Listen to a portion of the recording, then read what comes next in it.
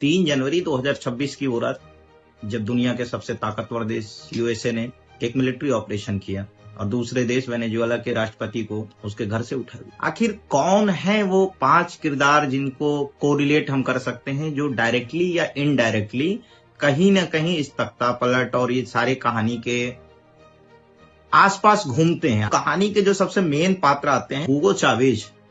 इन्होंने समाजवाद का सपना दिखाया। कहानी शुरू होती है लगभग 1999 से। हुगो चावेज राष्ट्रपति बने थे। चावेज एक सैन्य अधिकारी थे पहले। उनका सीधा लक्ष्य था कि देश की जो मेरी तेल संपदा है वो ज्यादा से ज्यादा बड़े सामाजिक सरोकार तक पहुंचे, निचले तबके तक पहुंचे। लेकिन उन्होंने जो बड़ी गलती की थी कि वो तेल के भरोसे रह गए। वेनेजुएला आज भी लगभग वहां की सारी कंपनियां, फैक्ट्रियां बंद हैं। केवल ऑयल, जिसे ब्लैक गोल्ड आप कह सकते हैं, का एक्सपोर्ट करता है और उसी के भरोसे बैठा हुआ है। पाते हैं अपने दूसरे किरदार निकोलस मादुरो, जो कि अभी करंट प्रेसिडेंट थे कुछ दिन पहले, 3 जनवरी तक, जब तक उसे अमेरिका ने उन्हें उठाया नहीं था और डिटेंशन सेंटर में नहीं डाला था। इनका उभार ऐसा आप मानिए कि चावेज के मृत्यु से पहले हुगो चावेज ने अपना वारिस इन्हें चुन लिया था। 2013 में उनकी डेथ के बाद जो है इन्होंने राष्ट्रपति का कारोबार संभाला। इनकी कहानी भी बहुत अर्श से फर्श पे जाने वाली है।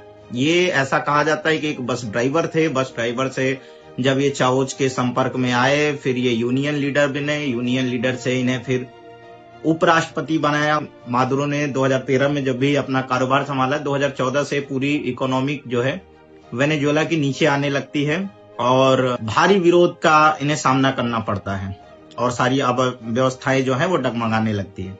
तीसरे किरदार की अगर हम बात करें तो ये है खुआन गुएडो। 2019 में पूरी दुनिया के सामने एक नया चेहरा आता है, जो कि नेशनल असेंबली के प्रमुख थे। दोबारा जब मादुरो चुने गए थे तो उन्हें अवैध बताते हुए खुद को वेनेजुएला का अंतरिम राष्ट्रपति घोषित कर दिया था। अचंभे की बात ये थी कि लगभग अमेरिका समेत 50 देशों ने खुआन गुएडो को राष्ट्रपति मान लिया था।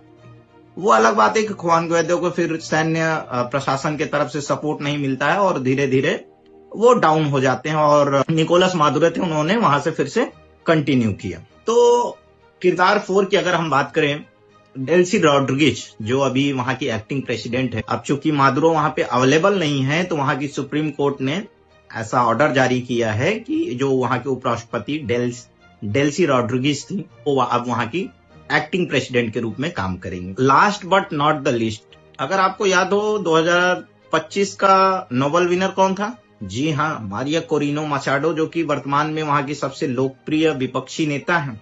तो कल को ये भी हो सकता है कि यूएस इनको ही अंतरिम राष्ट्रपति बना दे।